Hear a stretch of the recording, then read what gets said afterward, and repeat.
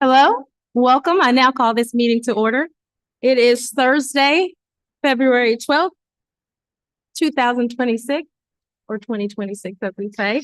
Welcome to the regular school board meeting of the Ravenswood City School District. If we have not seen you this year, welcome and Happy New Year. If we have, hello again.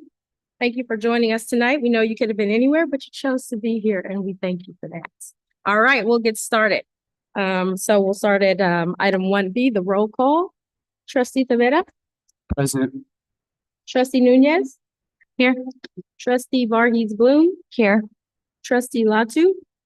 Let the record show she is absent right now. And I myself, Trustee Shivamahim, am present. We have quorum. We will keep it moving. We're on to item 1C, approval of the agenda. Fellow trustees, do you have any items that you need to change or discuss changing? I have something I'd like to note. Item 8C3 is incorrectly listed. I believe it says VP 1341 and it should instead say VP 1340. So let the record show that. Anything else? I'd like to actually I just want to note that item 10A1, I wasn't here. Is that are those the minutes? We will need to pull item 10A1. Oh, yeah. So we have Trustee Tavera, you, Trustee Nunez, who are not here. Do you think we should pull it because if Trustee Latu comes, we will be able to vote? I think we just need to pull for Well, vote. just because you can anyway. Yeah. Yeah, gotcha. So we'll pull it and then 10A1. and then see if we need to table it Perfect. at that time. Cool. 10A1. Okay, so we have noted the change for item 8C3. We also are going to pull item 10A1 from the consent agenda to vote on separately or to consider separately. Anything else? If not, do I have a motion to approve the agenda? I make a motion to approve the agenda. Do I I'll have a second. second? I'll second. Thank you. All those in favor say aye. Aye. All opposed? Item is approved 4-0. All right, we're going to keep chugging right along. We're on to item 2, A, comments from the floor. Trustee Vargas Bloom, do we have any speaker cards? We do not have any speaker cards. Would you like to tell the people how they can get you a speaker card? If you would like to speak on anything that is agendized here, Maria has a speaker card and you fill that out and you put the agendized item that you would like to speak on there. And then she'll bring the cards up to me. If you did want to speak from the floor for an item that is not agendized, now is actually the time. So if you did want to fill out a speaker card, you can raise your hand and run over there and do that. Okay, so we might have a from the floor comment. I'm sorry, what was that? I think we might have a from the floor comment, not a from the floor comment. Okay, never mind. So we do not have a from the floor comment. But if there are other things that are agendized and you want to speak on, please go get a speaker card to fill out. Thank you. Perfect. Thank you, Trustee Vargas Bloom. All right, we're going to move on to item 3A, special recognition, approval of resolution number SY 2619, recognizing Black History Month in Ravenswood City School District. Good evening, Board of Trustees and Superintendent Sudaria. My name is Valeria Miranda, and I'm the DEIB Coordinator for Ravenswood. I would like to start off by saying Happy Black History Month. This year's Black History Month proclamation was inspired by the dialogue we've had with many of our Black students across the district, but most recently with our Black Student Union at CCRMS. I would like to highlight our Black students' academic growth, where CASP scores have increased from 9% to 23%. We have also seen that our students are in need of affinity spaces and programs that represent them. This need has not only been communicated to us by the staff members that directly work with them, but by the students themselves. At CCRMS, several of our Black staff, including, and if you could please stand up, Ms. Nicole Sullivan, and as well as Ms. Kim Cheadle, if you would mind standing up. Ms. Amelia Jack, Ms. Deshelle Carson, and Mr. Jordan Mitchell have successfully been creating an affinity space by running the Black Student Union. Last year, we started our Changemakers program, a leadership and empowerment program that centered our Black middle school girls and their experiences. This program was created by the previous DEIB coordinator, Marissa McGee, and CCRMS staff, Ms. Kim Cheadle, Yvette White, and Ms. Losa Kohutua. Due to funding, we had to cut it, but we were able to start it up again 2 weeks ago with the support of our Chief Academic Officer, Dr. Omar Curry.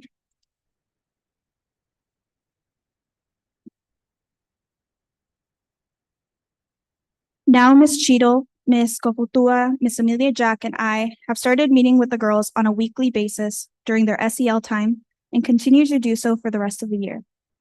As you will hear tonight during the proclamation, Black students are asking for the board and the district support in combating the anti-Black racism that they have endured across the district, as well as continued support for programming and field trips centered around Black culture, more opportunities for Black students to have mentorship, as well as an increase in funding for the programs in place.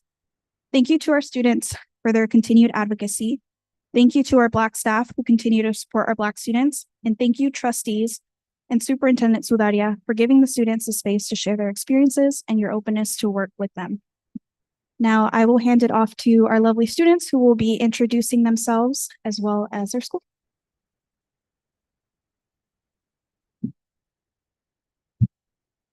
Hi, my name is Jonathan. I'm from the Robles on McNair. I am 10. Should we take don't we need to take the vote before they read? Not vote, don't we need to make the motion before they read it? Yeah. Thank you. Just in case you didn't hear, we're going to take a motion before we read the resolution. Is that okay? We're excited. We're ready to get right into it. And really quickly, just let the record show that Trustee Latu arrived at 6:12 p.m. as well. Okay. So for item number 3A, approval of resolution, do I have a motion to approve this item? Through the chair, I move to approve the resolution. Do I have a second? I'll second. Okay. And now before we vote, we will read the resolution. Please proceed. Thank you so much.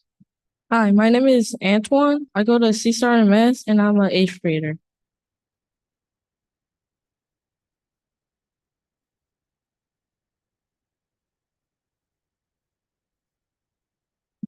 Hello, my name is Logan, and I'm in fifth grade, and I go to Bellhaven.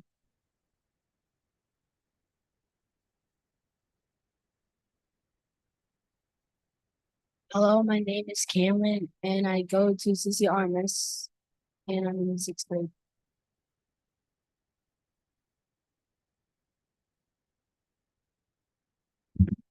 I'm Brad.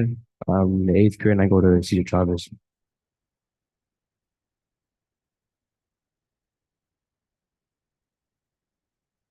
Hi, my name's Gulia. I'm in eighth grade and I go to CCRMS.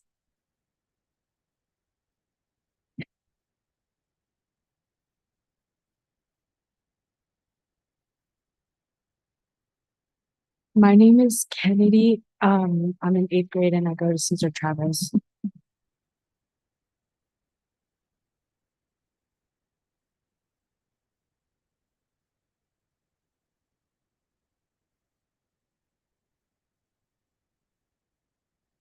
My name is Alea. I'm from CCRMS and I'm a sixth grader.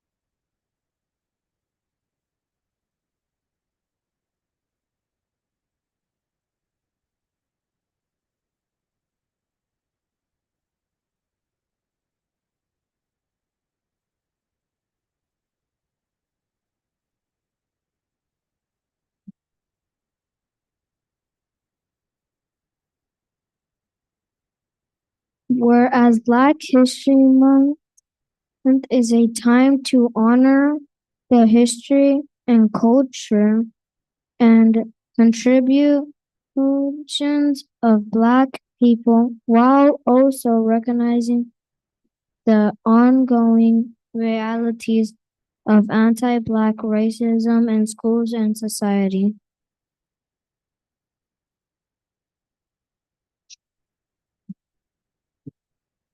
Whereas this year theme of a century of Black history commemoration as set every year by the Association for the Study of African American Life and History, an organization founded in 1915 by Dr. Carter G. Woodson, the famed African American historian known as the father of Black history, and whereas this year theme celebrates 100 years of formally recognizing Black history in the U.S. and exploring how these commemorations have shaped identity, fostered pride, and advanced equality.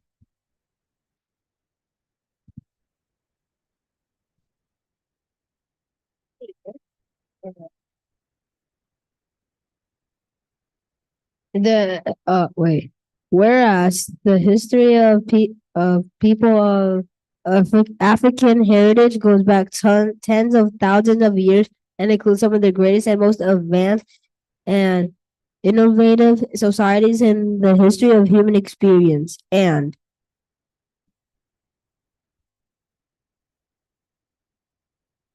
Whereas in 2025, Ravenswood Black students ELA CAS scored increased by 51.6 points, more than 3 times the state significance growth indicator, and the proficiency rate rose from 8% to 23%.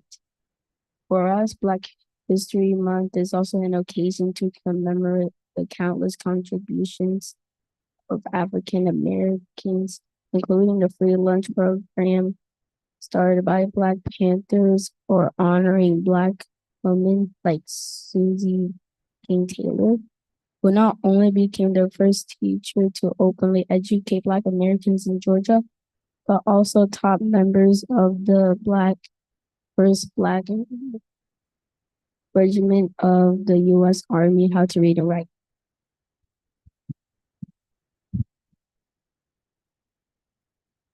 Black students in the district continue to experience racism, racial harassment, and the use of racial slurs, including the N-word and other demeaning language, which cause harm, create unsafe learning environments, and affect students' academic and emotional well-being.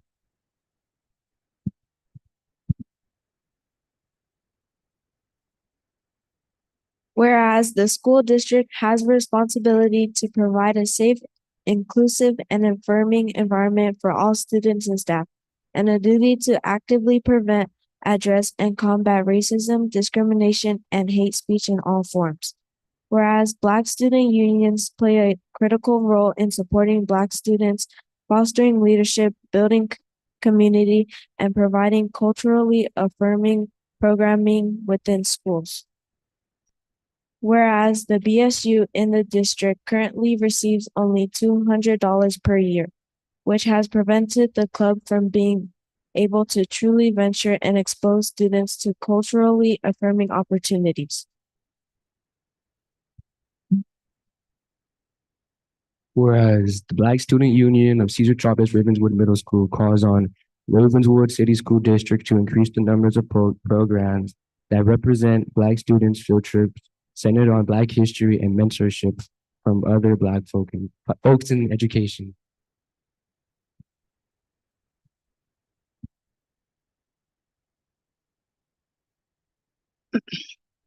Whereas the BSU calls on district leadership and staff to support Black student programming, access the district, including participating in Black student and staff-led events such as Black History Month event at CCRMS on February 24th, 2026, and learn more from Black students and staff.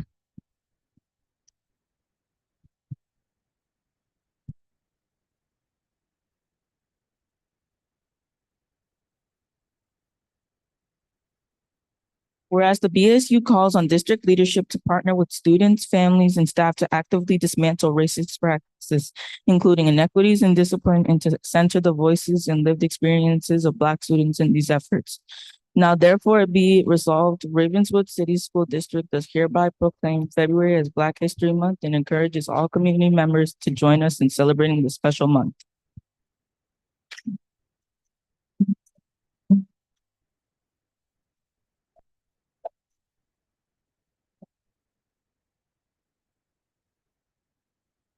All those in favor of approving this beautiful resolution, item 3A, say aye.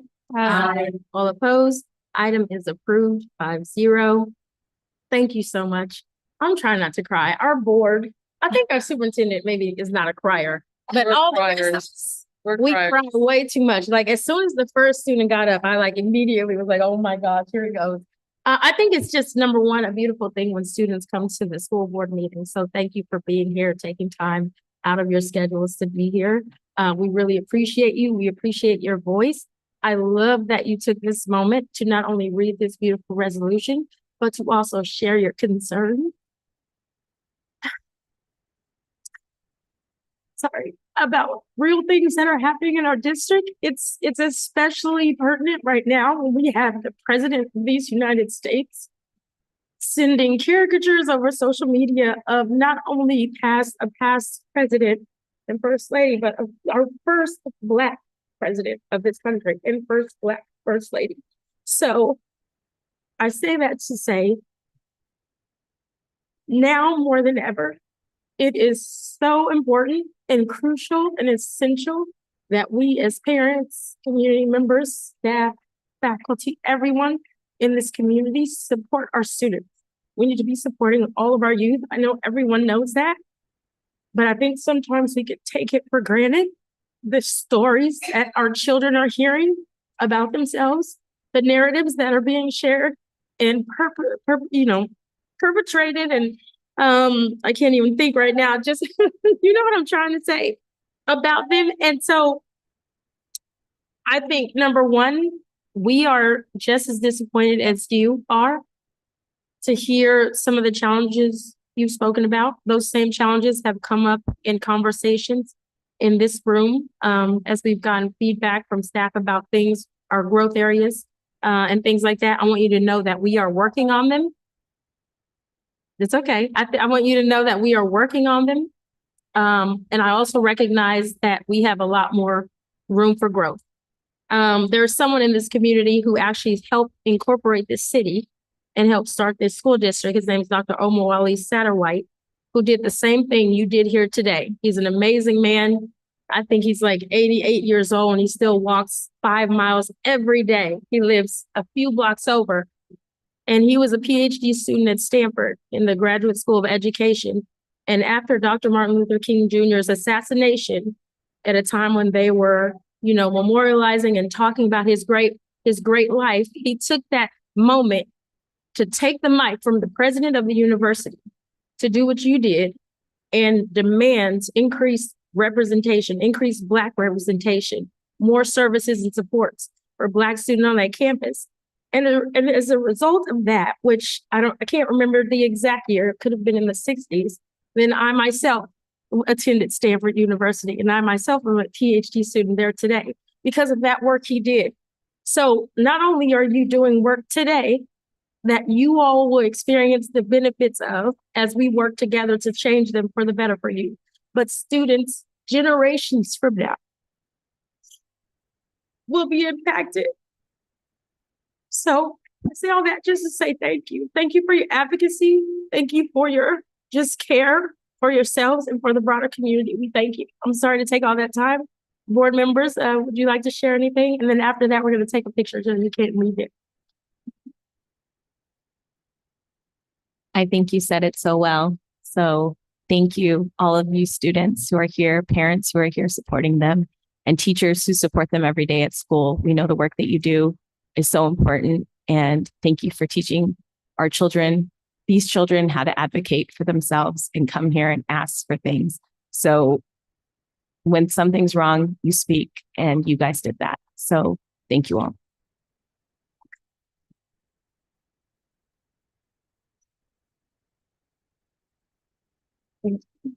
Yeah, I want to commend the students that are here that spoke up. And we want to honor you for taking the time to be here. And as has been said, thank you for sharing your concerns. And we hear you. We want to hear you. And when you see something, say something. We want to know. We want to support you, and we also want to honor the parents here, family, the village that is supporting you, but also the teachers, the staff that are the boots on the ground.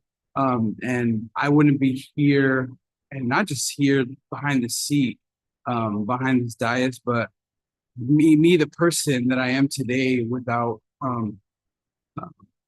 leaders in this community that our president has already mentioned, Dr. Omowale Satterwhite, that has been a huge investment and has invested so much in my life. The late but great, I will always honor her, Dr. P. McNair Knox, has invested so much in my life. That, man, she took a chance on me when I was young and saw something that I did not see in myself. And I love and honor her. Her sister, the Reverend Tara McNair, again, still continues to mentor me. The Honorable Mama Sharifa, who I love, Pastor Paul Baines, leaders in our community, again, that we just want to, again, the countless contributions that they've made in this community for people like me that didn't look like them, but they didn't care because they said, we're making this space, this community, a better place for all of us. And so I just want to honor them and honor you, and thank you so much. Yeah. Beautiful. Anything else?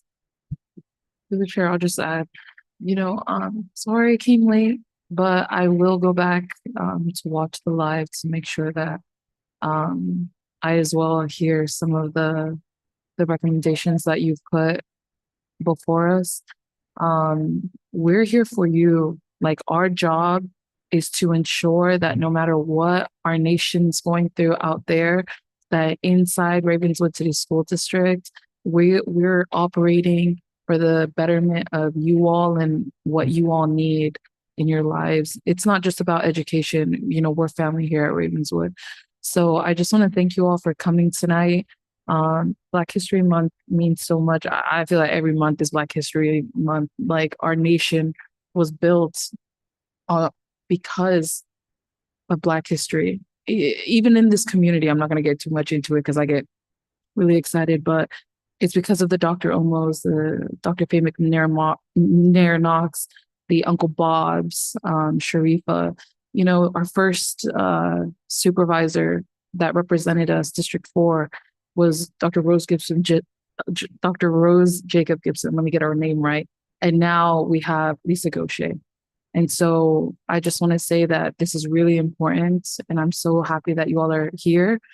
And I also want you to know that if you see us at your campus, come and talk to us. If there's something going on that you think that we need to know about, let us know, because we only know so much, but we also want you to know that what you say matters. And if it's important to you, it's important to us too. So I want to honor each and every one of you. Thank you for taking the time out. And if y'all are late to school tomorrow, just say, you know, just blame us and we'll be like, you know what, we'll give them a pass. But thank you all for coming tonight. Yes. Yeah. So we cut some students who needed to leave during the remarks, but we would love to be able to take a photo of you all, our leaders here in Ravenswood. And just a reminder to you all, every time I'm on campus, Jonathan, Logan, Kennedy, y'all need to make sure you check in and say, how are we doing on these requests, right? So you are the advocates for the students, and so appreciative of you raising your voices so that you can be heard and action can be taken. Thank you for living the Ravenswood promise. Yes. And last point of gratitude to all the adults in the room who are supporting the students, running groups, running extracurricular activities, running Black student unions and other affinity spaces. We need it. We know it in our hearts, and the research shows how important it is to learning holistically. So thank you so much for all y'all. All right, it's picture time.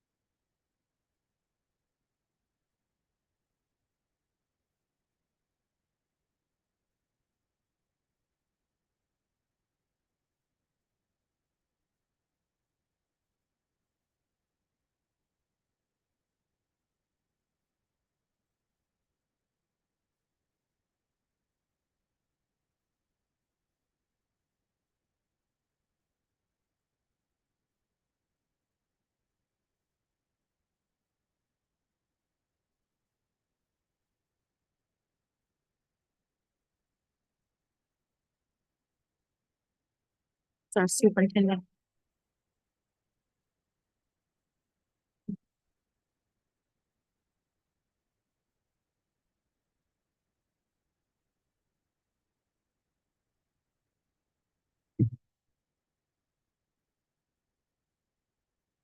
All right, ready? Ready? Solomon?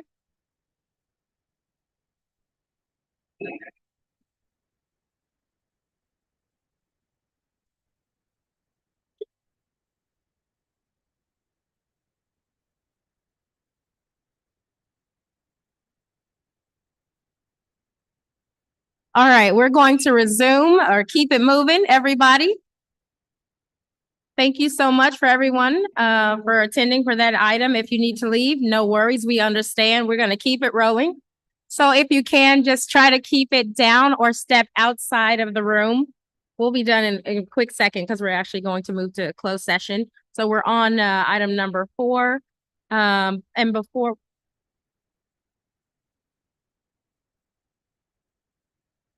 We voted. Yes. Thank you. Thank you so much. Yeah, so we're on item number 4, and we're about to move into closed session. But before we do, if there's someone who would like to speak on an item that we're going to discuss in closed session, please just, as Trustee Varhees Bloom said before, before fill out a speaker card. So Trustee Varhees Bloom, are there any speaker cards? I do not have any speaker cards. Okay, with that, we will move into closed session. It is 6:34 p.m.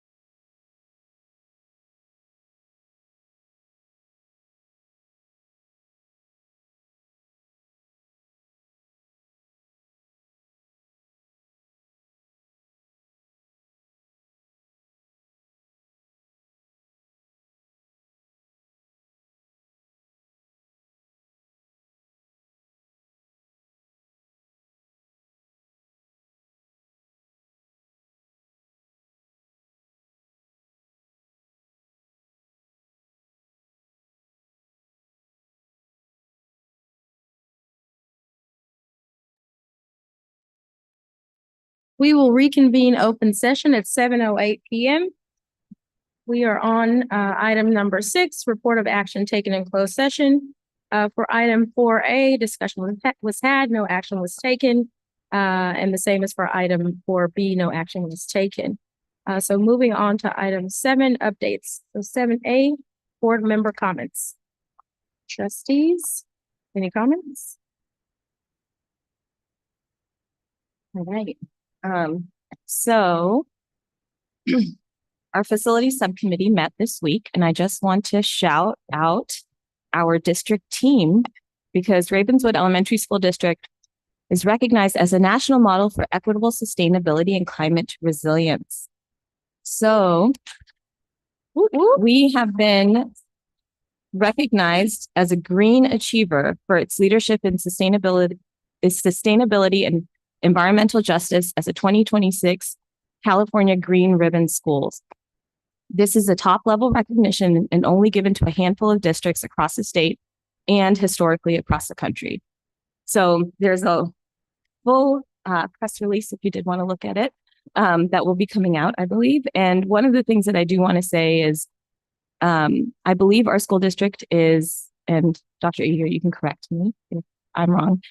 We are the one of the school districts that have the lowest budget. I don't know if that's right. Like we're the least resource school district essentially to win this award to get here. So if you guys remember, I think it was 2 years ago, we were bronze level. 4 years ago, we were bronze level. And so since then, all of the work that we have done in our community and in our facilities, we've been able to get to this Green Achiever Award. So I just want to thank Dr. Eager and the district team, all of the people who have worked with all of the facilities upgrades, technology upgrades, making sure that we are being sustainable and also utilizing every part of our space in a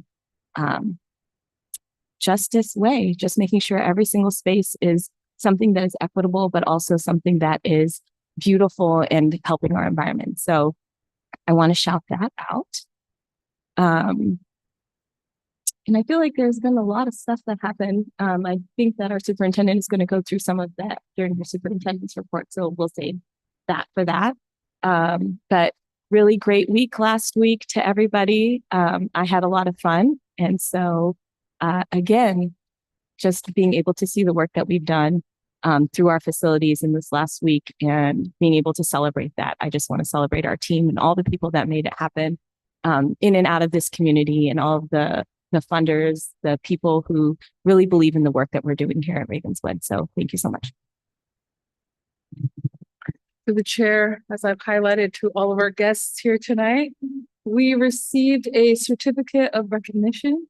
So of course, I'm going to read the entire thing right now. In recognition of the Ravenswood City School District for the official opening of the newly completed athletic field at Los Robles Ronald McNair Academy. This project made possible through a unique public-private partnership, including the Bay Area Host Committee, the NFL, community leaders, and local stakeholders, provides year-round sport for development opportunities for more than 1,000 youth each year. The field stands as a meaningful legacy of Super Bowl, that one, and a lasting investment in the health, teamwork, and future success of Ravenswood students and families on the 4th day of February 2026, signed by Senator Becker. So thank you, Senator Becker, for our recognition. We really appreciate that you took the time to frame it and have your office drop it off. Thank you. And specifically, I just want to shout out Miles Goodman, his staff member who delivered it here, public policy major at Berkeley, who will be graduating soon. So I know he's looking for jobs, shouting him out over here. And aside from that, of course, we just want to thank our staff and our teachers for continuing to show up. I know there's a lot of noise going around right now in the Bay Area, but I just want to say to our staff that we're super thankful for all that you do day in and day out for this district and continue to serve. So yeah, go Ravenswood. Any other comments? Okay, before we move on, I'll just echo the gratitude to all the partners who helped make this field possible. Los Robles Ronald McNair. It was a beautiful celebration that we had a few days ago. It was fun to see the kids run through the human tunnel and see their excitement. They're ready to mess up the field. I love it. That's why we made it anew for them to mess up. So just again, want to say thank you to everyone who's played on that field in the past, who's playing on the field today, and who will play on it in the future. We hope you love it. And a special shout out to, and I believe Trustee Latu said this when she spoke at the city council event, all the previous board members who envisioned this, who had dreams of this, who worked and stewarded relationships, to all the present board trustees who are here at this dais, who I believe, if we're going to steward networks and people and excite them about something, there's a certain way that we have to be with folks, a certain way we have to present ourselves. We have to be trustworthy. We have to have, lead with integrity. And I believe that we do that well. I believe our superintendent does that as well as our staff. So thank you so much. I just love that I'm a part of this district and this work. And without that, we would not be able to do things like this, secure bonds for facilities, secure philanthropic dollars for this beautiful field. So yeah, thank you so much. And we'll move on to item 8B. No, wrong, 7B, superintendent's report. Thank you.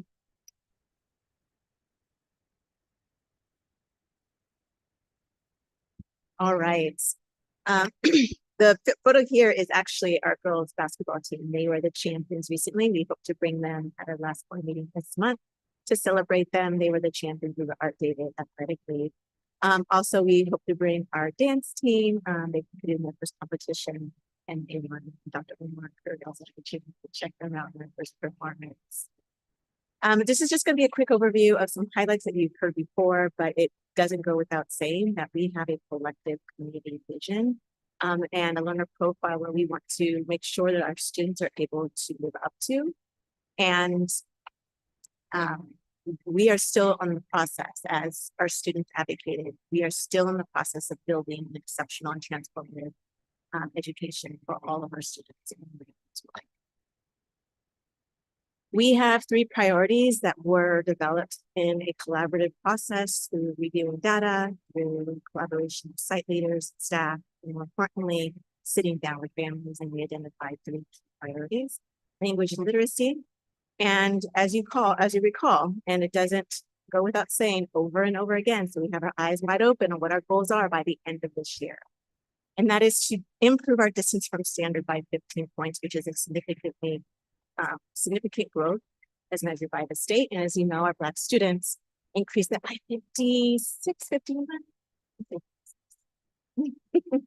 56 points. So that is exceptional. But we need all of our students to decrease their distance from standard by 15 points. And then we want our TK2 students to improve their literacy as measured by DIBELS, so that 65% of our students in TK2 are proficient, and 50% of our multilingual learners improving their LPAS score each year. We're also focused on attendance. As you recall, Joy Shen reminded us that we changed our ADA from 96 to 95%. And we went from 34% last year. Our goal is to be less than 30% chronic absenteeism, and we are currently sitting around 26% right now.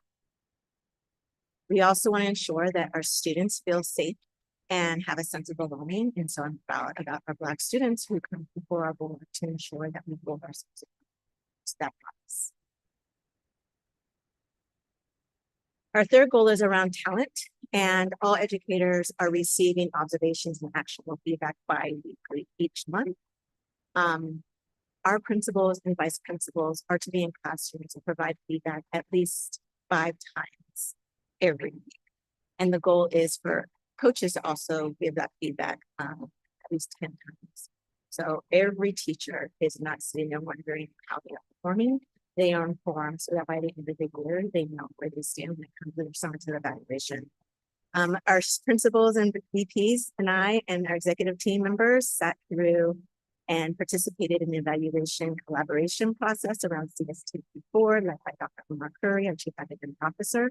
We're going to continue to do that throughout the year to strengthen our approach to identifying what excellent construction looks like in classrooms. And then district-wide, we are really focused on recruiting and retaining high-quality individuals who sit in front of our students day to day. And more importantly, as we hear from students, emphasizing the need to have diverse staff. Our director of strategy and academic operations facilitated our first community step back, where we actually were able to review with families what is working, what are our strengths, and still what are our gaps. And we had been very transparent. I have to say that Black History Month proclamation, when I first read it, I'm like, oh, that's going to sting a little bit, but we have to speak truth to the folks that can make a change. And our families need to speak to us exactly of the areas that are working and what still needs to be improved. So we sat humbly listening to students and families, and the agreement that we had for students and families is that we're going to practice, families and students are going to continue practicing their literacy skills at home. They're also going to sign up for one-on-one meetings with Innovate parent leaders. We need as many parent leaders as possible throughout our district. And then families are going to ensure and students are going to ensure they get themselves to school every day so that they can receive that rigorous instruction methods and that they can meet grade level goals. Our partners, we really valued Boys and Girls Club, City Year, EPAT, a circuit, Ravenswood Early Learning, Ravenswood Foundation, that Ravenswood Education Foundation, where we want to make sure all of our partners are aligned to our three priorities. We no longer just partner because people want to work with Ravenswood. We want to partner because we need to be strategic. The support that they're going to provide is going to move us to achieve those three those goals that we identified at the beginning around those three priorities. And then we also want to have our partners support us with parent-led attendance campaigns so that families are aware about the. And then our educators that you all acknowledge are working very hard. There are always areas of growth around communication and how we can ensure that our families are receiving the assessment results and we are candid about how students are actually doing in the classroom, as well as making sure that maybe, you know, parents need to be more informed about what is actually being taught on a weekly basis. This is going to take a collective effort of the support at home as well as the communication. We held a Ravenswood Promise walk / I guess it was this week at CCRNS, and then 3 elementary schools last week. We had, I think, over like 18 participants, close to 20 participants at every school. You see parents at the top right reviewing their assessment results so that they have a keen understanding of how the students are doing and how to share this information with other families about how to read the assessments. You see Principal Masuda on the bottom right from Bellhaven, as well as Alex Kagata, the principal of the school, with Former McNair, showcasing what is being offered at the schools, as well as being able to stand humbly and listen to what were the strengths, what are the challenges, what were some suggestions, and as well questions that they had. We're also very proud of the fact that we had students participate in another advocacy where their voices were amplified on the walkout on January 30th. We didn't know this was happening until about 10 a.m.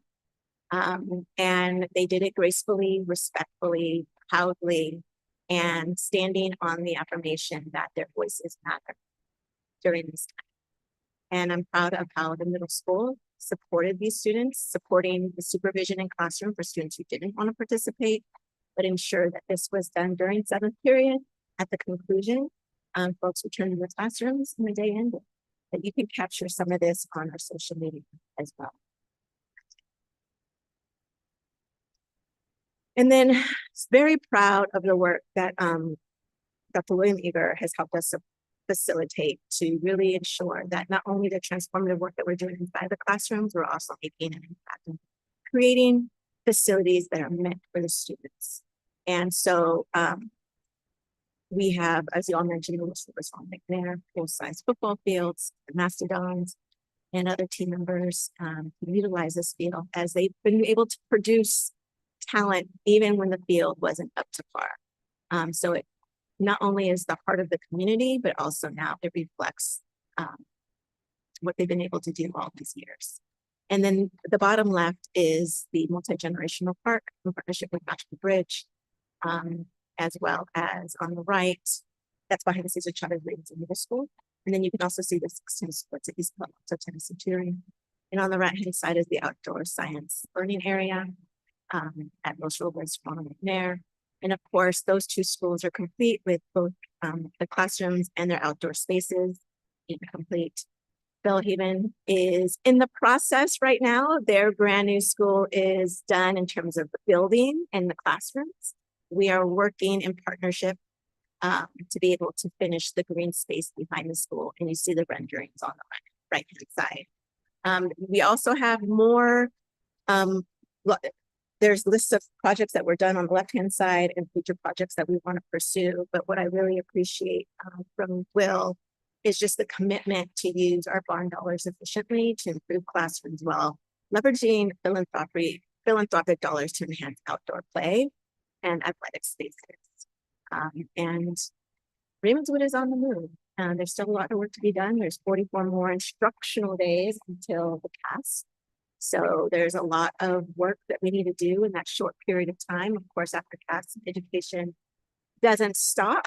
But we know, unfortunately, that the CAS is how we are measured, and we've been using our benchmarks to ensure that we're going to stay on track to meet our goals. I appreciate our team, our staff, for all the hard work. That's got us to this far, and you're all fine. Thank you so much, Superintendent. All right, we are going to keep it moving. Is everyone awake?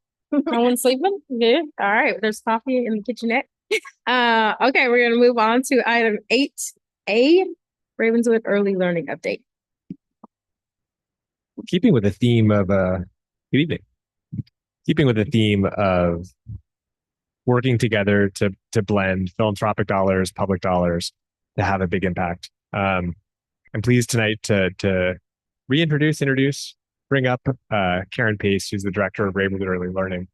As all of you know, but maybe folks listening in don't know, Ravenswood Early Learning came out of the work this board did to bring together philanthropic support and broader community support to improve early childhood outcomes here in the district.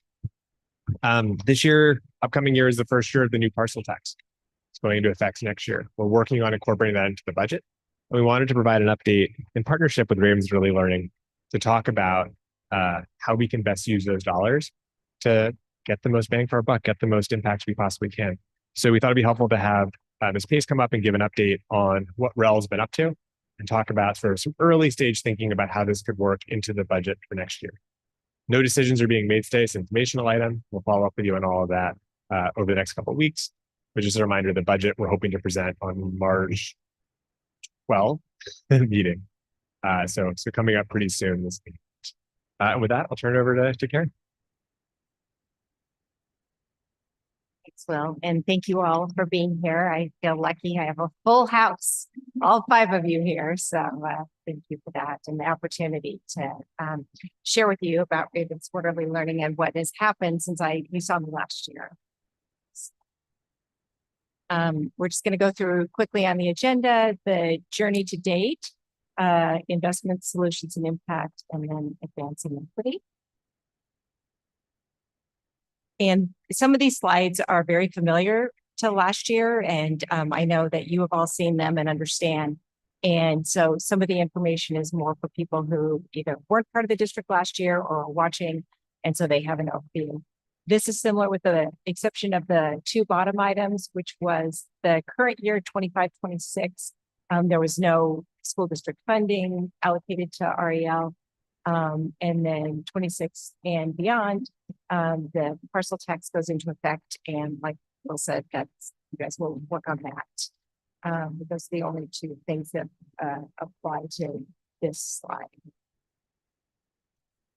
The priority areas that are being undertaken by Ravenswood Early Learning are aligned with the priority areas that you, the board, had laid out, I think by 2024, maybe even 2023. And then also, unsurprisingly, are aligned with best practices of how high quality early childhood education is implemented to improve student outcomes, academic outcomes, and life outcomes. So the 6 areas of focus are access availability, enrollment, affordability, staffing, community, and quality design. And the investments that have taken place over the last year, well, while the investment was made 2 years ago in partnership with the seed funding from the district and philanthropic dollars and part of a state grant, we have been able to have tangible community impact, new community resources, and then strong district oversight. So I won't read all of it, but there's a few things that I'll highlight. The coordinated enrollment access and the navigation system. I think most of you have seen it, if not all. And it was launched relatively soon after Ravenswood Early Learning becoming an organization and has gotten a lot of attention. And I will talk about more later, but we have had incredible feedback from providers and from families about their ability to actually find care that is aligned with their financial constraints, their geographic location, their child's age, cultural values. And so that has been a real benefit to the community. And related to that is staffing support and uplifting quality in the programs. And then the programs are engaging the broader community in many ways. And one of them is related to the photo that the superintendent showed of the field. The same last week when the field opening happened, there were also 2 other early childhood events right next door, which were improving the old CDC campus. And just an incredible outpouring of volunteers. Funders were there, and mostly improving the spaces to be more aligned with best practices in early childhood education, so that when a program is operating there, they will have the benefit of really high quality facilities. I should say higher quality. This is a graphic or a representation of the what we call the Google Maps of early childhood for Ravenswood. And I think, as we mentioned last year, the county has a navigator and the state has a navigator, and they're not very user-friendly, and parents largely aren't able to use them to navigate. And so we partnered with a technology partner to create a Ravenswood early childhood navigator. And we have about 50 providers in our community. It includes center-based, home-based, parent participation, and special education programs. And it has enabled families to see the breadth of early childhood programming. It's honoring the providers in our community who, especially home-based providers who felt largely unseen. And I think all of you are on our distribution list for our monthly supporter update, where we highlight a home-based provider, a center-based provider in the community partner. And we've gotten really beautiful feedback from the, especially home-based providers, about that the work they do is really important and really hard. It's a lifestyle choice. You know, they're caring for children in their homes, and to have that recognition and understand that Ravenswood values the work they do has been important to us. This has a lot of information on it. In addition to the Investing in Young Children graphic here, and not particularly readable because it's so small, there is a copy of it in the board agenda that you can access to see. It also was the first annual impact report that Ravenswood Early Learning issued last month. And so it would have been in the supporter update as well, and has more of the breadth and depth of the work we're doing. Then lots of cute kids. And the bottom one is the is one of the early childhood facilities improvement days last year, including a lot of outdoor spaces. Broader impact. I referred to a little bit earlier. The navigator has been a great visual representation of your leadership and vision, and has really gotten the attention of other organizations, both San Mateo County, other school districts, Pacifica, the Virginia Department of Education have seen the work that has been done here under your leadership that there was a vision of investing in early childhood for the entire community. And including, you can see on the right that the county is considering, or they're surveying to see if there would be a countywide tax. In recognition of this community's leadership in early childhood, when Supervisor Gaucher and Supervisor Spear did their early childhood town halls, there were 5 of them, and Ravenswood was one of the first sites they did, and I think that it's so real credit to this community's commitment to early childhood and leadership. Will alluded to earlier about the parcel tax, which is about 18 months ago, was approved overwhelmingly by the community, and is expected to bring in an additional $1.3 million starting in July. And that today we're just talking about what the budget for early childhood is in this community, but not specifics about how it interacts with the board's budget. And then district staff will be interested in hearing your thoughts. The parcel tax had 10 uses associated with it, and 6 of them were early childhood related. And I know you know all these legislation. And then this slide and the next one are highlighting the 6 areas of focus, and what the goal was, and then what the sample actions are that are being taken. So the investments that are being used. It's the same 6 we talked about earlier.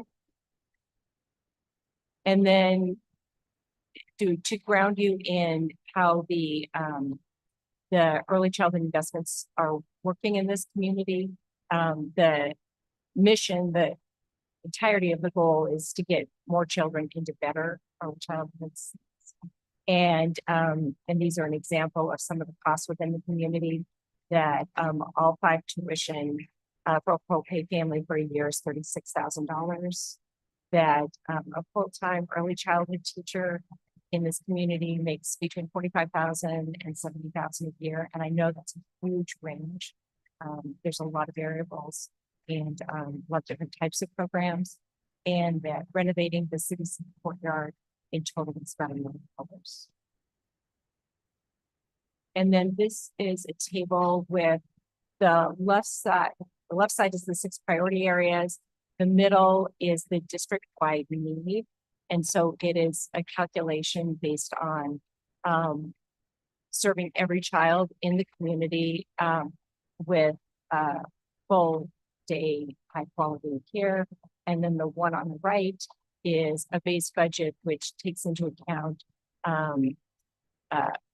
honoring the district and the families and the providers to provide, truly high quality education. Happy to answer any questions. And early childhood education is a really complex sector. And I mean, I do lots of complex things, but it's hard for me to overview in a few minutes presentation. So if there's specific areas that I didn't cover that you want more information, yeah. Thank you so much, Ms. Pace, and thank you to Ms. Bernhardt as well for all the work that we've done with this initiative. And so, trustees, any comments or questions about anything? I think I have 2. The first is, so the 6 areas of focus that you have at the end, like just a slide before this. Those are 6 from the original 10 that were in the parcel. Yes. Tax. And so, I saw that we had that this parcel tax is bringing in 1.3 million, and that's the total. That's about so I guess my question is, if it's 1.3 in total, but this is just 6 of the 10. There's still 4 other things that we have to address with that money. Just to clarify slightly, it's 1.3 million in additional funds So a million of it's roughly 1.1 million is what we're getting from the parcel tax today. The new parcel tax is a higher amount, which is going to 2.4. So it's a 1.3 million in additional funds. I think this slide is not necessarily advocating that. Okay, All of the that was parcel my tax question. I'm like, is change all is of the going money gonna go to this? Because we have 4 other things that we need to address. 100%. Thank you for the clarification. This is more just trying to establish like, hey, here's where the areas of need are relative to the focus areas the board's outlined. So for example, if the board was to allocate more money to this, it's not like there's a lot more money needed in the navigation piece. A lot more is needed in the early learning tuition assistance section or workforce stipends. Those are sort of the bigger cost areas.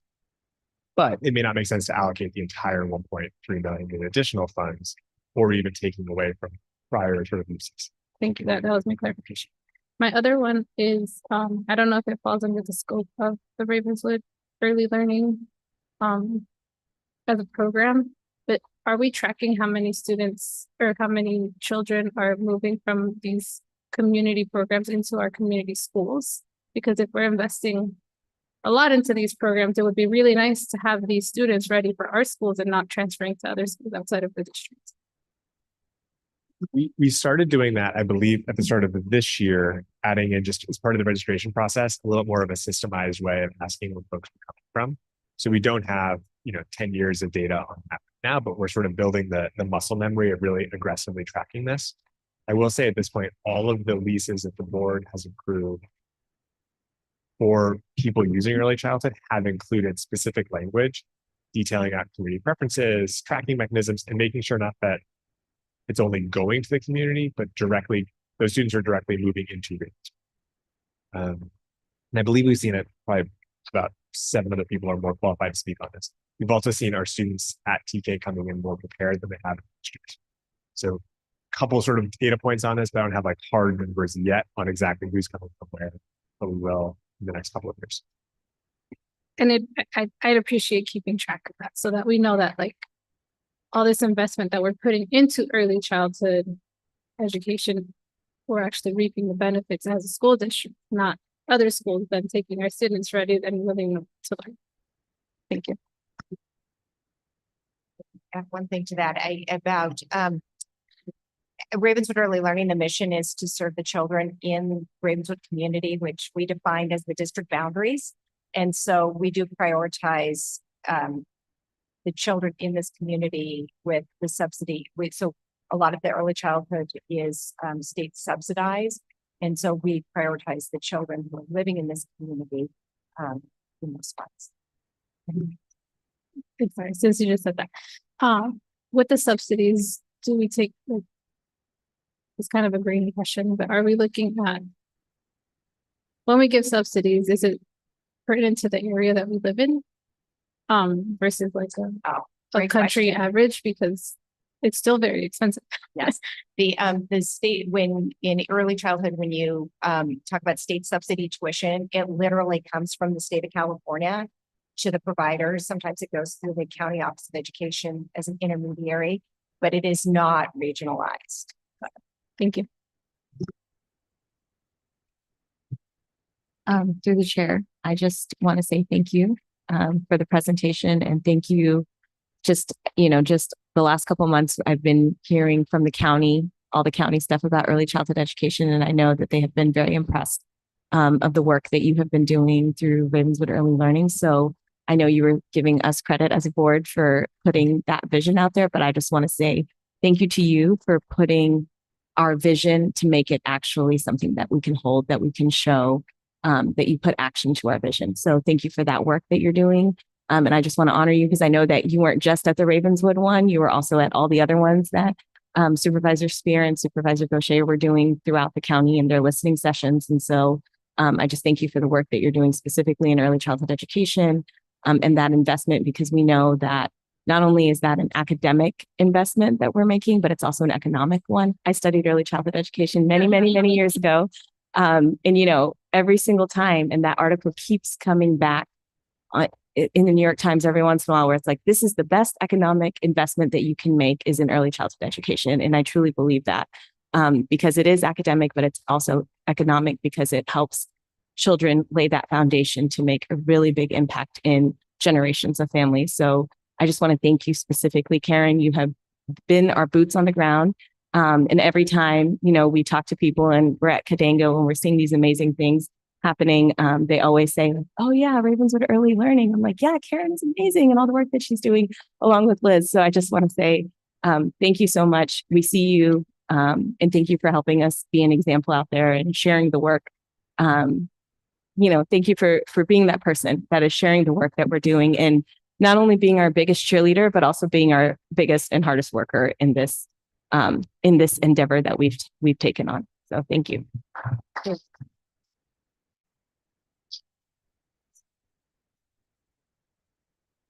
Thank you for those beautiful comments. And I'm sorry, I do get emotional. It is, yes, thank you. So Yeah, we're gonna my add you. sister in this. We're gonna add you to the official list of criers in the district. I'll be right there with you. What makes me emotional is one, you're just nice, but it is my honor, but it is groundbreaking what you've done. That most districts really, I mean, to your point, it's the investment in early childhood is a 1-to-7 ratio. Every dollar invested returns 7 to the community. So it's well documented, well known, and it's a really hard thing for districts to do. And just Well, we're really truly the blessed ones, because we just get to vote on things. We're not out there doing all the work like you are. So thank you so much. And thank you for everyone who's part of this work. Thank you. And Sam, I picked out, sorry. Yeah. Oh, it was sorry, great, I'm sorry, trustee. Yes. Karen, I just want to thank you again so much for your passion, for the words of my colleague, Trustee Bloom. Because I see this tool and in the meetings that we've been, again, your passion is so moving. But I'm so moved by the tool because it's too late for me. No, too late for my parents, but I think about my parents in this situation, right? Immigrants that came to this country that were trying to raise me and my sister. That technology was not as advanced as it was then, but they didn't have things like this. And they were trying to navigate just how to raise us and what decisions they're going to make for us. Not, and language was such a big barrier, coming to a new country and not knowing it. And as a result of not having these tools and not knowing language, their response was to shelter us. And so we were so sheltered as children. And because of that, me and my sister, we fell through the cracks, these service cracks, and we were not exposed to anything. But now today, in 2026, because technology is so advanced, so user friendly, my kids know how to use iPads, sadly, but they do. Language is still a barrier, but it doesn't have to be because technology, helps us, and it's just so user friendly. And this tool puts the power back into the power in the hands of the user and these parents that are struggling with making these important decisions for their children and needing the support to where can I send my child? Where can I have my child be taken care of? And Superintendent Sadara knows this. Like, I had the biggest struggle, like letting go of my daughter. I was like, that's my daughter, that's my baby. Like, I don't trust her with no one, like no one. So like putting in this tool, like and helping them, even like we're planning trips, like it's a headache. I told my wife, like, you do it. I do not want to do it. Like, and again, there's tools out there like for hotels, whatever it is, but just making this experience easy and breaking down some of these barriers.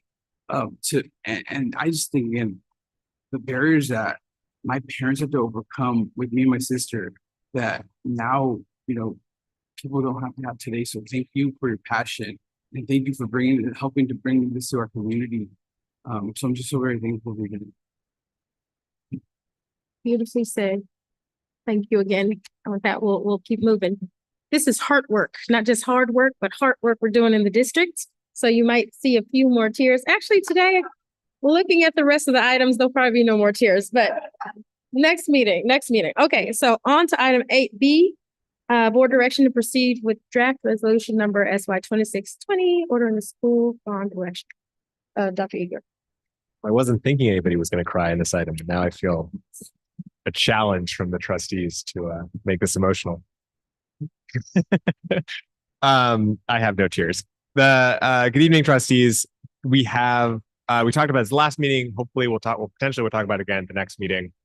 And I don't want to rehash the presentation here, but as the trustees know, and as the public knows, our facilities plan got mildly adjusted with the closure of the primary school this year. It gives us, though, an exciting opportunity to really rebuild Castaño and really make a series of additional improvements across our campuses in that school in particular. We did get some polling done, which shows public support for this measure, although that public support is lower than past measures, which have been among the highest in the county. And that is part of sort of a broader wave of sort of cost of living concerns raised by members of the state. We're now at the point, though, where we need to decide whether or not we'd like to proceed with a resolution which would order a school bond election and the various things with that, and proceeding with an amount, either 60 million or 70 million, or not proceeding with the bond. This is not necessarily the voting on that, but we do need direction to finalize the aspects of the resolution for the board to vote at the upcoming February meeting, which gives staff about a week to get it filed with the county elections office. That would then put this on the June election, so that the June primary election. With that, I'll conclude my presentation just to say I think staff does need direction today on the specific amount to include in that, and of course, any feedback with the actual text of the measure or with the whereas clauses as presented. Thank you, Dr. Eber. Okay, board. Yeah, it's up for discussion. How we want to proceed. We want to proceed with 0. If we want to proceed with 60 or 70 million, I believe those are the options. Dr. Eber, just let us know. We know this is we've had many meetings, or a couple of meetings about this, but with those numbers, this is the second. So just sort of finalizing so we can move this to the actual resolution. Through the chair, during our last board meeting, my sentiments were either 0 or 70, which seems very extreme. 0 for the context of being mindful of our community, and going for the larger amount, 70 on hindsight, going for 70 because I just feel like the distance between 60 and 70. I work in philanthropy, so for me, the 60 and 70 is not. I just feel like if the gap is 10 million, it's better to go for the larger amount to finish out any other things that we might need down the road. Because as we know, the rise in construction costs and materials have increased within the last 6 months, 1 year, 2 years. So my recommendation is going for the 70 mil. Through the chair, I'll echo a lot of what you said, because as you were saying it, I was like, that's what I was going to say. My inkling is to go for the 70, and for those construction costs, unforeseen challenges. I feel like every consent agenda since I joined the board has had some type of construction, like change that we have to approve. And so, I think the 70 would cover us and keep us in a safe space. Yeah, through the chair, I want to echo my colleagues. I'm also with the 70, noting what they've said as well. I think we started with like listening to our community, and I think that's very important. Like we're not starting with persuading them. Like, you know, we're starting with listening, and so I'm. Even if you told us that, you know, you're going to show a little bit lower than, I think historically we're at a place where our community has still supported us because we're being very transparent, we're being very honest with our messaging and what the dollars are. You know, this bond isn't about politics. It's about our students deserve, you know, great facilities, great classrooms, and we know that there's measures for accountability, and we're being very transparent. And I think our community has responded in that sense. And also, they see the community benefit of our schools and our students. And I think, again, I do this all the time. I'm sorry, but I'm not sorry, but I go to church, and King Solomon tells us in Ecclesiastes, I can't help but think about it. He says, for everything, there's a time. And he says, there's a time to break down, but he says there's a time to build up. And I think that's that time now for us. And so I'm full in agreement for the 70 mil. That's a good word, Trustee Peter. Thank you so much. Trustee Vargas Bloom. Yeah, through the chair, I think that I will also advise or give direction for the 70 million. I do think that we had made plans, and I think that, there's another funny thing, right? Man plans, God laughs. And so I felt like that's kind of what happened to us a year ago when we heard that the primary school was closing. We are one of the only districts probably in this, I shouldn't say that we're one of the very few districts in the state and maybe even in the country that is going to have an increase in the number of students that are coming in, because everywhere across the country, and especially in the state and especially in this area, they're talking about lower enrollment. And that's the plan that we were moving forward with when we went for our last bond, when we were talking about the facilities upgrades that we were going to be making at Castaño.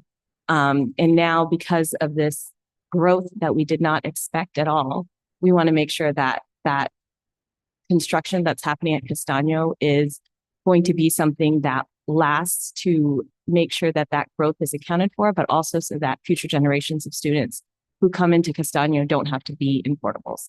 And so I think that going for the 70 million to make sure that we really do that school well, and not just at the minimum amount, but to really account for the growth that we're having, I think is a really important piece to do, and also to account for the extra construction costs that might happen. And even we know that we've been using our bond dollars efficiently, and we are trying to save as much as we can. And so this bond could also be utilized 10 years from now if there's extra savings there. And so I do want to say 70 million because our community deserves it. And so I would put it up to our community to make sure they say yes on that.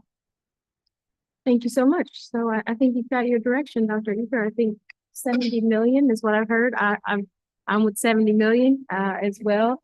Yeah, so let's go for it. In terms of the language changes, if there's any concerns, it looks great to me. I trust Shin with everything. So no, just kidding. I know Shin's not here, but I'll leave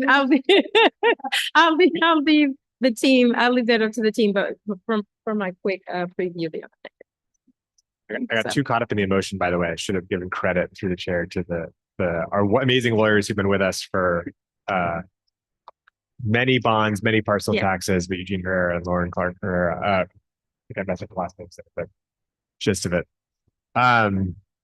They've been amazing lawyers, and they're the ones who actually wrote all this. So full credit to them. Pretty good no comments for you guys. That's not often you get that from this group.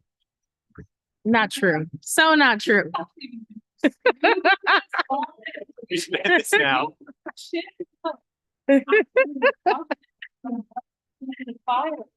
Yes, no, thank you. Thank you for your work on this bond and all the other bonds we've been successful at bringing through the community. It's been a pleasure to be on the board at this time and to see all that work, that beautiful work come to fruition. So thank you so much. Okay, we're good. All right, we're going to keep it moving to item 8C, board policies and administrative regulations for first reading. And if you have to leave because your item is up, no worries. We will not take it personally. We understand. Please feel free. Feel free. Thank you for coming. You're not going to wait for number this 9. is item 8C 1 through 8. If we want to talk about each one of them separately, but I'll just present them all at the same time here. So this is just for first reading. We're going to vote on these at the next meeting. And so, but if anyone has any concerns about these or any questions about these updates, please, now's the time.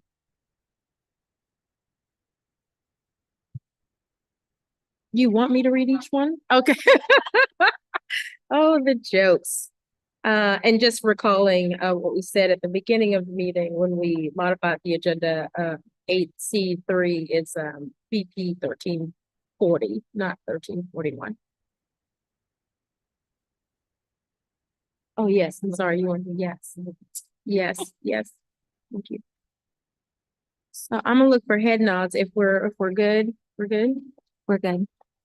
Thank you. Thank you so much. All right, item number 9, action items, and 9A, discussion action approval of the superintendent contract.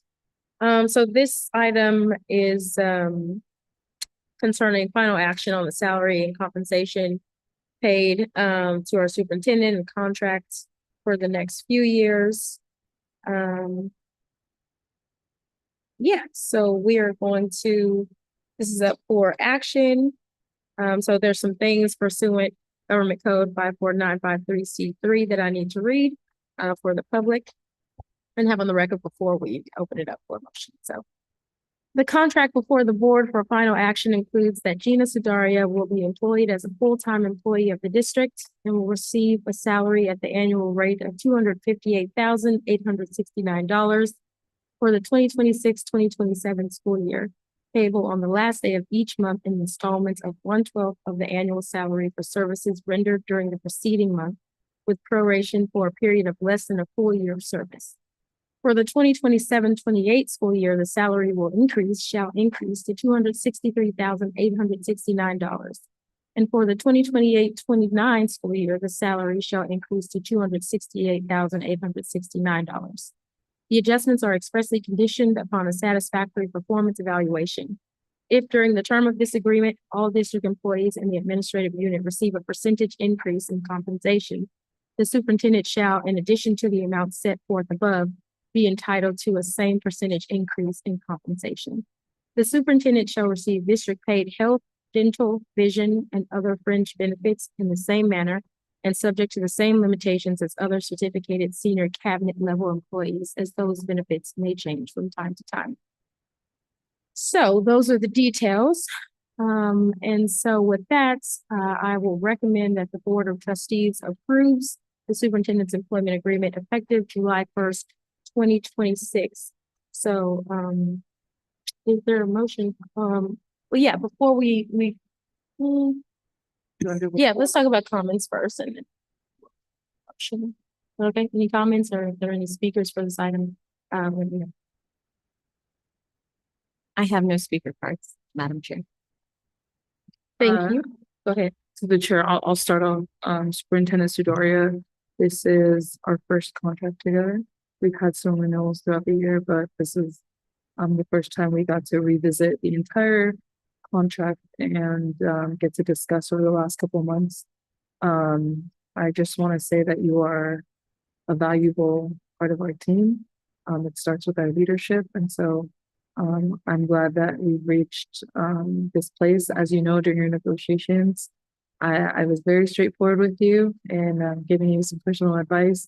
And I'm glad that you took it well and that we got to get to this place that we're in right now. But as a trustee of this board over the last almost 6 years, I'm thankful to have walked this journey with you, especially as it was during a transitional time from our last superintendent to you now. But I am proud of the work that you do and continue to do and the leadership that you provide for this district and just for our district staff. It is not easy working for the board. We are very interesting individuals, but we also can sometimes not be the most easiest to work. I'm speaking for myself. That's exactly what I was going to say. Trustee Latzo is talking about herself. Absolutely, entirely for myself. But you always have a very great attitude, and we always end up on the same side, which is for our district and for our students. So thank you for all the work, and I'm so excited to continue to work with you until the end, the very end of your contract, whenever that'll be. Through the chair, I do just want to say I think this is actually our second contract with you, because when we started, you were interim. So you were the only superintendent that I know. My experience, not only as a parent, but also as a board member. And then I think that we were on the board, at least some of us, yes, were on the board when we made her not interim, but final full-time person. So it is great that we are going to have you for longer. I think that, you know, we always say, you know, as long as we're on the board, we'd love to have you as our superintendent. I always say, I'll speak for myself. And I also just want to say you continue to impress us because for me, being the superintendent of a district like Ravenswood is very different than being a superintendent of another district in San Mateo County. So we know that you choose to be here because you love the students and you see that work as your mission and your call. And you bring that into every space that you are part of. And so I was going to say this during my board report, but then I decided to save it for here. We went to, we had a Menlo Trust meeting at Bellhaven Community or Bellhaven Elementary on Wednesday. That was yesterday. And I attend as a person who works at a nonprofit. So it is a place where all the government folks, school district folks, and nonprofits that serve the community of Menlo Park can come together and speak to one another, share what's going on. And each meeting, one of the organizations is highlighted. And so for this meeting, Gina highlighted the work that we're doing in Ravenswood, and she did the presentation that she did for us at the superintendent's report. And the feedback that we got there was so great. They were just like every single person, superintendents in the room, were saying, I'm always impressed with what Gina is doing. The city officials from Menlo Park in the room said, I'm so impressed with what Ravenswood is doing and the work that you guys have done and the campuses. And, you know, Michelle, thank you for being there as well. And Gabe, who's not here right now, but was also there. Just thank you so much for hosting us. That's what we heard. Just they were impressed with the work that we are doing, but not only that, the way that we do it excellently. And that is a reflection of you and your leadership. And so I just want to echo that, you know, I'm just so impressed by the work that you're doing. And we know that you are advocating for us and that you are representing us excellently. And we wanted to make sure that, you know, the contract reflected that as much as the Ravenswood City School District's budget can reflect that. So we believe in you and believe the work that you're doing. And thank you for doing it excellently. And thank you for doing it for our students and for our community. We see that. I see that every day. My kids get to experience it in the school system. And so do all the kids that are here. I think you knew every single student that was here today by name. And not all superintendents can say that. Some superintendents have never walked into a classroom in their school district and don't make it a regular habit to walk into classrooms, talk with teachers, talk with staff, talk with the support staff, talk to the people who are in our facilities, talk to the people who are in our bus yard. You do that work, and we see that whenever we are with you. And I only like going to places in our district with you because I feel like that means that we're going to be welcomed well. So thank you for the work that you're doing. We appreciate you. We see you, and I am so excited to vote on this. Yes. Okay, I almost said, you want to go? I'll keep it short. Just thank you for all that you do. And you do it with such charisma and humility that you don't even, I feel like you might know, but maybe you don't know like the impact that you have in the room and how much you motivate everybody else to like get to you. You keep everyone accountable and you never take the credit, even though it starts with the top. And so thank you for all the things that you do for us, for the students. And you never take credit for it because the love for the students and what's good for them, always keep them at the forefront. And that's what a leadership do. Not for the social media clout or the articles that are going to be written or the magazine covers that they're going to get. You do it for the students. And luckily for us, you do get recognized in different ways. But keep doing what you're doing and keep holding us accountable and pushing us in the ways that we need to be pushed so that the students are better for. So I look forward for the next few years. Thank you.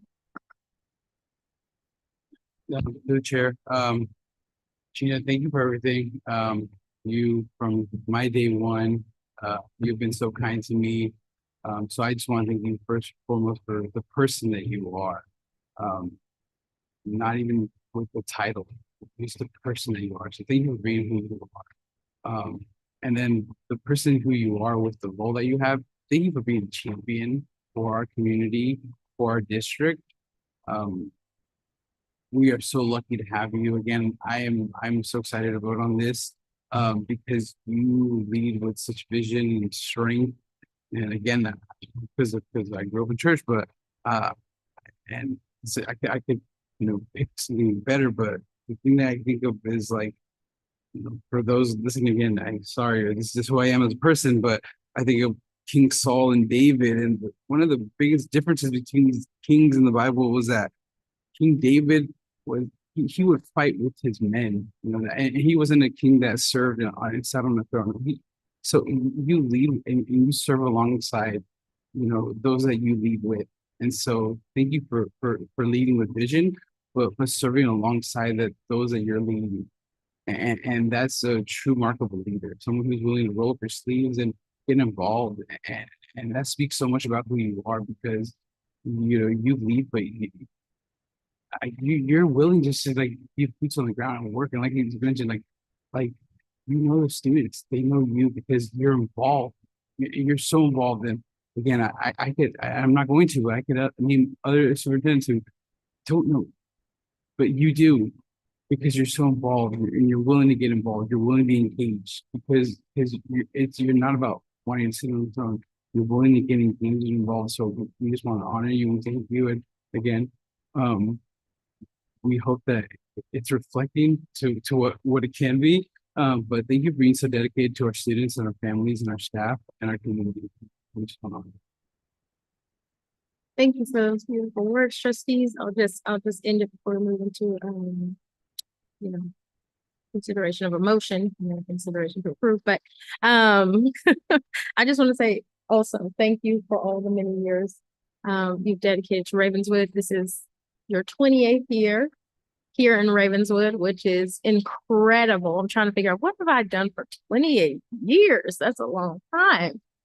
Yeah, exactly. She said our longest relationship. No, that's beautiful. So that's really inspiring to be committed to a place, to a community for 28 years. And I know there are other people who've been here, perhaps that as well, but we're talking about Gina right now, so I'm sorry. But that's amazing and inspiring to stay with something that long. And then also the continued progression and growth you've accomplished over those many years. So you came in as a first grade teacher. I'm sure you've taught many of the folks who are adults now, which is just really cool to note, and also kind of sad on the side. But as we realize we're aging, but the growth, you're now superintendent. You went from first grade teacher to superintendent of the district. That's incredible. That's incredible. To me, it's incredible. But and then you've done it in a way where not only are past students coming back when they see you in the street or an event and singing your praises, but then your peers, your colleagues, your fellow superintendents in neighboring districts who are talking about you, the awards you're receiving. Everywhere I go, someone's saying something about how they love Gina, which is just so amazing. And here we go again. Makes me so proud. And I'm especially thankful because, I feel like you've made my work here on the board a lot easier. You weren't superintendent when I first got here 7+ years ago. And it was extremely difficult for me as a trustee who actually had some voice and agency. And when you came in to fill a spot, I saw how difficult it was for you. And what I mean by that is some of the treatment I think you received, just because it was a hard transition for a lot of people at that time. And you took it like a champion, literally, because I might have walked right on out of here. I'm going to just be honest, if people were responding to me in that way. And so I just think your grace, your leadership, the way you lead with grace and with love and appreciation and respect, it's truly admirable. And I just want to say thank you, as we've all said, for all of that, for leading with those values. Like I said, it's been a pleasure to be here because of you and people like you. So I know that we have you, what does it say, to 2029? Is that it, 28, 29? And I'm hoping we have you for so much longer. So thank you. Oh my goodness. Can I just you want to say it now or you want to say it after the vote? No, go ahead. Oh gosh. Well, first, I feel like I'm constantly being stretched to grow. and particularly because of the trustees and your guidance, the one-on-ones, it was actually grounding. So I look forward to them, just so you know. So when they don't happen, my heart kind of breaks. Like it really helps ground me to make sure that everyone is on board with what we're doing here, because the staff is doing so much to move Ravenswood forward. And there's been bumpy roads as well. And I really appreciate team members, not only from RTA, CSCA, but our management team, helping me move through some mistakes gracefully. And I just want to model what we're not seeing in our administration nationally, and what our students deserve. And I want that to be in every role that we have here in Ravenswood. And my leadership is not perfect, but I just want us to work for the kiddos every day. So our goal in 2029, y'all, is 30% proficient. And so, yeah, we still have work to do, and we're ready for it. Beautifully said. And my last note, I implore you, in fact, I dare you to come have a talk with Gina. If you are disgruntled, if you have a comment on the side that you want to share, if you aren't that impressed with Ravenswood City School District, please come have a meeting with Gina. See her heart, hear her plan. Come have a meeting with trustees. Hear our hearts, hear our intentions. Help us build a plan.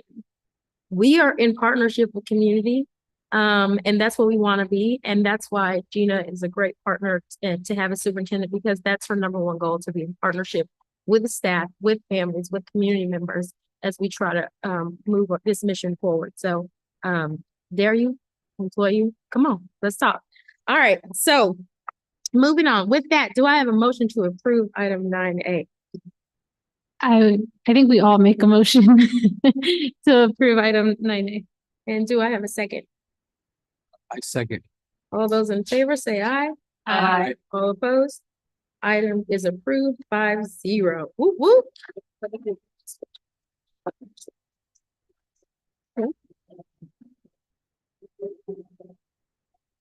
Beautiful. Congratulations. I know. Okay, we're on to item 9B. We are almost at the finish line. Delegate Assembly Elections Region 5B ballot. So here, this is for Delegate Assembly election for 2026. And so our job, every board member should have the ballots. Is this everyone? Yeah. Filled it out? I did not. Okay. This one. So yeah, so basically what we're doing is voting on delegates for a CSBA delegate assembly. Okay, what did everybody else vote? No, I'm just kidding. And then Superintendent Sudaria is going to tally this up. We also have the option, by the way, because we can vote up, just want to note, vote for up to 3 people. There are only 2 people on the ballot, so we can also write in the name of the board member to fill this 3rd seat if we want to suggest. So let me know if you want to write it in, but Yes, to the chair, as a member of CSBA, if any of you all are interested, you should really apply. Thank you. Thank you.